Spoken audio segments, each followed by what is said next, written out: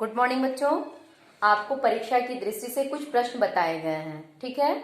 उसमें गद्यांश से और पद्यांश से कैसे प्रश्न पूछे जाएंगे वो अभी आप ध्यान से देखिए।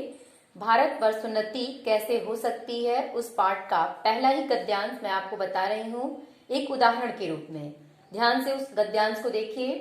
इस अभागे आलसी देश में जो कुछ हो जाए वही बहुत है।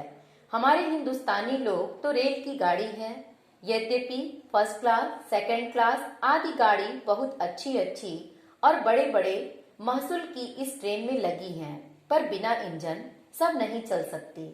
वैसे ही हिंदुस्तानी लोगों को कोई चलाने वाला हो तो ये क्या नहीं कर सकते।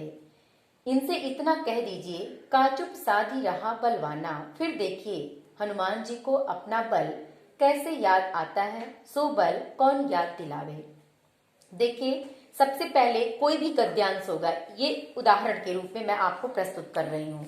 इसी तरह से आपको उस पाठ से या दूसरे पाठ से कोई गद्यांश पूछेगा, लेकिन किसी भी गद्यांश से पहला प्रश्न आपका यही होगा कि गद्यांश के पाठ व लेखक का नाम लिखिए। तो स्पष्ट है कि ये गद्यांश आपके भारत वर्षोन्नति कैसे हो सकती है से लिया गया है और इसके लेखक भारतेंदु हरिश्चंद्र जी हैं। दूसरा प्रश्न इससे बनेगा कि अभागा व आलसी देश किसे कहा गया है। तो अभागा व आलसी देश हिंदुस्तानियों के लिए कहा गया है। अभागा और आलसी देश किसे कहा गया है? तो इस अभागे आलसी देश में जो कुछ हो जाए, तो यहाँ आलसी और अभागा कौन देश है? हिंदुस्तानी है। अगला क्वेश्चन है, हिंदुस्तानियों की तुलना रेल की गाड़ी से क्यों की गई है? तो यहाँ हिंदुस्तानियों की तुलना रेल की गाड़ी से इसलिए की गई है क्योंकि जैसे रेल की गाड़ी में प्रथम श्रेणी, द्वितीय श्रेणी, तृतीय श्रेणी के डिब्बे होते हैं, उसमें जनरल डिब्बे भी होते हैं, लेकिन कोई भी डिब्बा ऐसा नहीं है जो स्वयं चालित हो। सबको चलाने के लिए इंजन की आवश्यकता होती है। ठीक उसी प्रकार भारतवर्ष में भी बुद्धिजीवी वर्ग के लोग हैं, मध्यम वर्ग के भी लोग हैं और निम्न स्तर के भी लोग हैं, लेकिन जो बहुत प्रतिभा संपन्न है, जिसके अंदर बहुत सारी प्रतिभाएं हैं, बहुत सारे गुण हैं, वो भी स्वयं अपने से आगे आकर कुछ करने के लिए तत्पर नहीं होता। उनको भी उत्सुक करना पड़ता है, उनको उनके कार्य कौशल के बारे में बताना पड़ता है, तभी वो कुछ करने के लिए तत्पर होते हैं। लेखक ने यहाँ अगला प्रश्न है, लेखक ने हनुमान जी का उदाहरण क्यों दिया? तो यहाँ लेखक जी ने हनुमान जी का उदाहरण इसलिए दिया क्योंकि जैसे हनुमान जी के पास अपार शक्ति, बल और पराक्रम था, लेकिन हनुमान जी को अपनी शक्ति का खुद एहसास नहीं था। जब समय आया तो उनकी शक्ति का एहसास उन्हें जामवंत दिलाते हैं कि काचुप साधी रहा, तुम अपार शक्ति वाले हो, तुम्हारे अंदर तो इतनी ताकत है कि तुम असंभव को भी संभव कर सकते हो।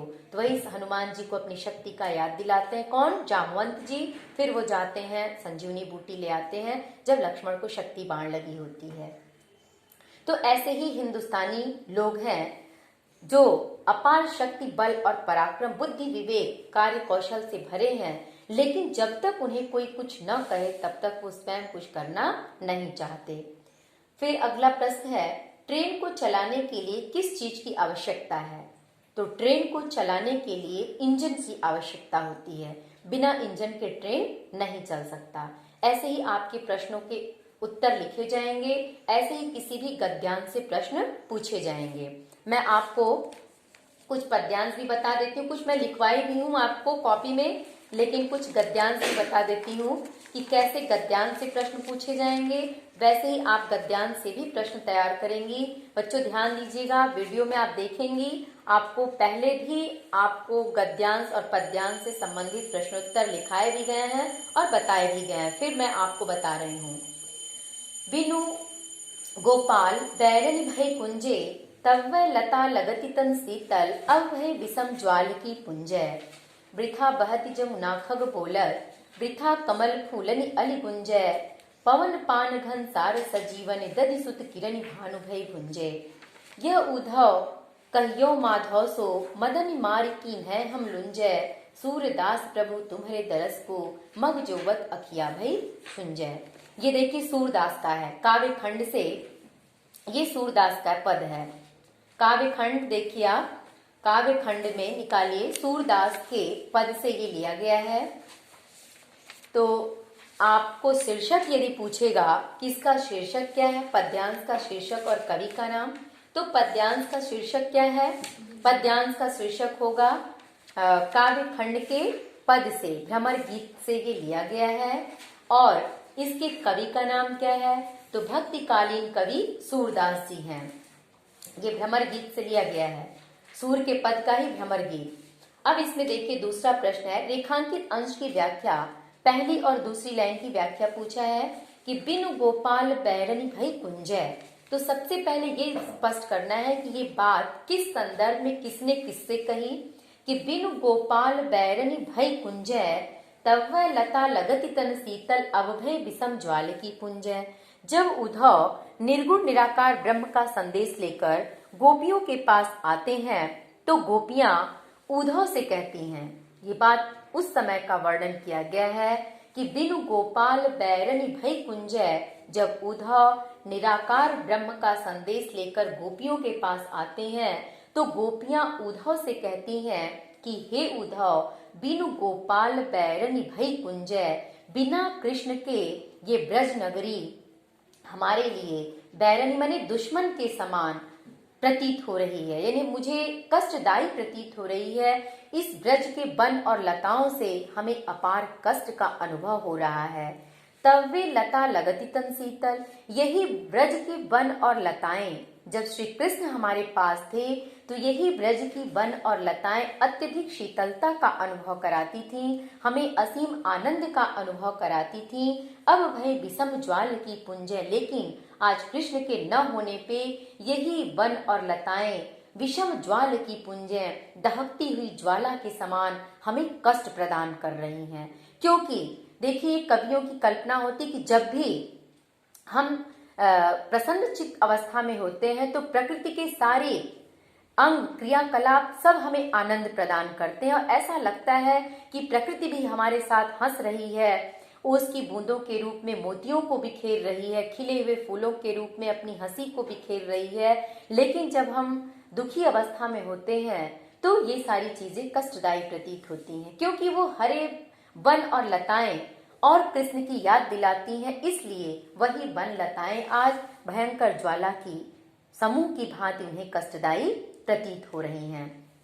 सिर्फ रेखांकित अंश का पूछेगा तो आपको इतना ही लिखना होगा, कोई भी आपको पूछेगा इस तरह से। अगला प्रश्न है, श्री कृष्ण की उपस्थिति में लताएं कैसी लगती थीं और वे अब कैसी प्रतीत हो रही हैं? तो इसमें होगा कि श्री कृष्ण की उपस्थिति में वो लताएं अत्यधिक शीतलता का अनुभव कराती थीं, आनंद का अनुभव कराती थीं, लेकिन अब वही लताएं श्री कृष्ण की अनुपस्थिति में भयंकर ज्वाला की समूह की भांति हमें दहकाती हुई जलाती हुई प्रतीत हो रही हैं। एक प्रश्न और इससे, गोपियों को क्या देखकर दुख होता है? तो गोपियों को देखिए क्या देखकर दुख होता है? वृथा बहती जमुना, व्यर्थ में यमुना नदी का बहना, खग बोलत पक्षियों का बोलना, वृथा कमल फूलनी अली गुंजे, और व्यर्थ में कमलों का खिलना और उस पे भौरों का गुंजार करना, ये सारी चीजें देखकर गोपियों को और अत्यधिक दुख का अनुभव होता है। विरह की स्थिति में गोपियों के लिए क्या दाहक बन गया है? एक प्रश्न और कि विरह की स्थिति में गोपियों के लिए दाहक क्या बन गया है?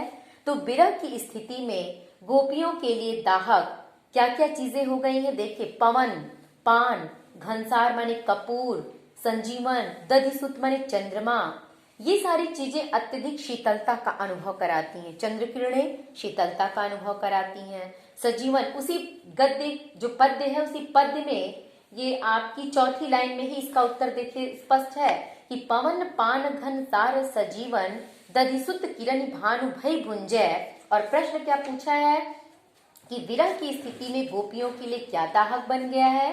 तो विरह की स्थिति में पवन मतलब हवा, पान जो खाया जाता है, घनसार माने कपूर, संजीवन संजीवनी बूटी होती जो ठंडी होती है, दधिसुत माने चंद्र की किरणें, चंद्रमा, दधिसुत माने चंद्रमा, तो चंद्रमा भी शीतलता का अनुभव कराता है। लेकिन आज कृष्ण के अनुपस्थिति में ये सारी चीजें भानु भई भुंजे, भानु माने सूर्य, सूर्य की प्रचंड किरणों की भांति दहकती हुई जलाती हुई हमें प्रतीत हो रही हैं। तो ये बच्चों आपको गद्य और पद्य से इस तरह से प्रश्न पूछे जाएंगे, ये आप तैयार कर लीजिएगा। और भी चीजें आपको देखिए रस छंद अलंकार से भी जितना बताए हैं, जैसे उपमा रूपक उत्प्रेक्षा, ये अलंकार परिभाषा उदाहरण सहित तैयार कर लेंगी। छंद में रोला दोहा चौपाई तैयार कर लीजिएगा, उदाहरण और परिभाषा। चौपाई आपका हो गया रस में श्रृंगार रस, वीर रस, करुण रस, इसकी परिभाषा उदाहरण तैयार कर लीजिए। आकाशदीप बलिदान दो ही कहानी है, दोनों कहानी का उद्देश्य तैयार कर लीजिए।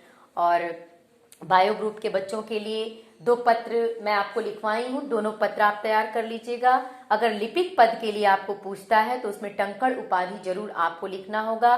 टंकड़ किसको कहते हैं? टाइपिंग को कहते हैं, जो आपके इंटर और बीए के बाद कभी भी आप कर सकते हैं। तो कभी भी लिपिक पद के लिए हिंदी अंग्रेजी में टंकड़ उपाधि आपको जरूर आनी चाहिए, वो आपका होना चाहिए तैयार। निबंध आप तैयार कर लीजिएगा 2-4, जैसे आज के टॉपिक को देखते हुए एक नारी पे तैयार कर लीजिए और वर्तमान शिक्षा प्रणाली देख लीजिए। ऐसे 2-4 निबंध तैयार कर लीजिएगा। और देखिए शब्दों में सूक्ष्म अंतर, अनेकार्थी शब्द, वाक्यांशों के लिए एक शब्द, मुहावरे, लोकोक्तियां, ये सब किताब में आपके पीछे दिया हुआ है और कुछ मैं लिखवाई भी हूँ। कुछ आपको लिखित रूप में भी दिया गया है और कुछ किताब में है, उसको एक बार आप पढ़ लीजिएगा। और भिन्नार्थक शब्द, जैसे एक ही शब्द के अलग अलग अर्थ होते हैं, वो आप तैयार करेंगी। सब कुछ आपको बताया गया है, बस आपको तैयार करना है। और गद्य और पद्य साहित्य के इतिहास से, जो इतिहास मैं आपको लिखाई हूँ उसी से प्रश्न आप तैयार करेंगी, सब आपको मिलेगा।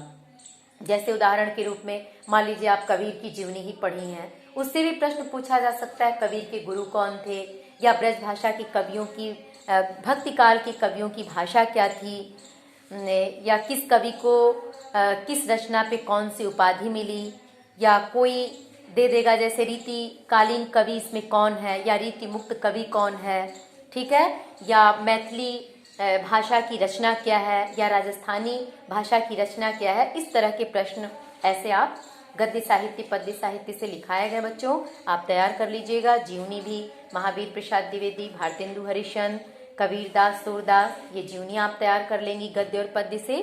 Thank you. और कुछ पूछना होगा तो आप विद्यालय आएंगे, आपको बताया जाएगा।